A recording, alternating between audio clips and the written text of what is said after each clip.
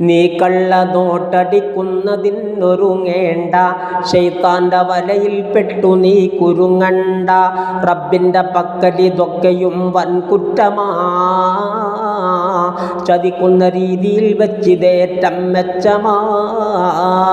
ഇതിനോട് ബന്ധിച്ചുള്ള സകല പ്രവൃത്തിയും ഒന്നാന്തരം തെറ്റാണതറിയുക. പിന്നെയും അത് മാറലും ക്രയവിക്രയം നടത്തുന്നതും, അത് മാത്രമല്ല അതിനോട് സന്മനസ്സുള്ളതും. ജവാജിർ എന്ന കിതാബ് നോക്കതിലുണ്ട്, അതിനുള്ള 100-ാം പേജ് അതിൽ കിടപ്പുണ്ട്. ഈ തൊഴിൽ ചെയ്തവൻ അന്ത്യമിൽ തെണ്ടുന്നതാ എന്ന് ഇബ്നു ഹജറും വ്യക്തമായി പറയുന്നതാ.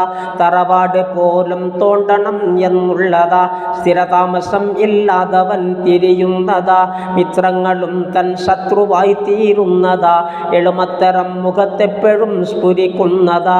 ഇവനെന്തു ചെയ്താലും അതിൽ ഐശ്വര്യം ഇല്ലാതെ പോകും എന്നതാണ് ആശ്ചര്യം. ദുഷ്പേര് കൊണ്ടറിയപ്പെടുന്നവനായി വരും, ദാരിദ്ര്യമാർക്കാ വേണ്ടതെന്നാൽ താൻ തരും, അതുമാത്രമല്ല അവനില്ല സ്വർഗം എന്ന് ജവാജിറിൽ ഇബ്നുൽ ഹജർ പറയുന്നു. സഹകരണമേ പാടില്ല ഇവരോടൊന്നും, ജീർണിച്ച കിണറാ മാറി നിന്നോ എന്നും. ദാഹിച്ചിരുന്നാൽ തന്നെ നീ കോരേണ്ട, വീഴാതെ കോരാം എന്നു നീ കരുതേണ്ട. അത് മുഴുവനും നഞ്ചുള്ളതാ കുടിക്കല്ലേ, മറുമരുന്ന് ചെയ്താൽ തന്നെയും ഗതിയില്ലേ. നബി മുസ്തഫ പറയുന്നിവർ നരകത്തില, തബറാനി റിപ്പോർട്ടുണ്ട് തൻ്റെ കബീറില. ഈ നാണയം നടപ്പുള്ള കാലത്തൊക്കെയും നടക്കുന്നു കുറ്റം, നീ മരിച്ചാൽ പിന്നെയും ഇതിനുള്ള ശിക്ഷ നിനക്ക് വന്നെത്തുന്നതാ, നീ ചെയ്തു വെച്ചു നടപ്പിലാക്കി മരിച്ചതാ. പാലം സിറാത്തുൽ മുസ്തഖീമി വരെത്തിയാൽ ഇരുളിൽ കുടങ്ങി വലഞ്ഞിടും വൻ ശിക്ഷയാൽ. ഇബ്നുൽ ഹജർ പറയുന്നിതൊല്ല 1-ാം ഭാഗമിൽ 206-ാം പേജ് നോക്ക് സവാജിറിൽ. ഈ രീതിയിൽ തിന്നുന്നതെല്ലാം കുറ്റമാ, നരകത്തിലിട്ട് കരിക്കുവാൻ അത് ബന്ധമാ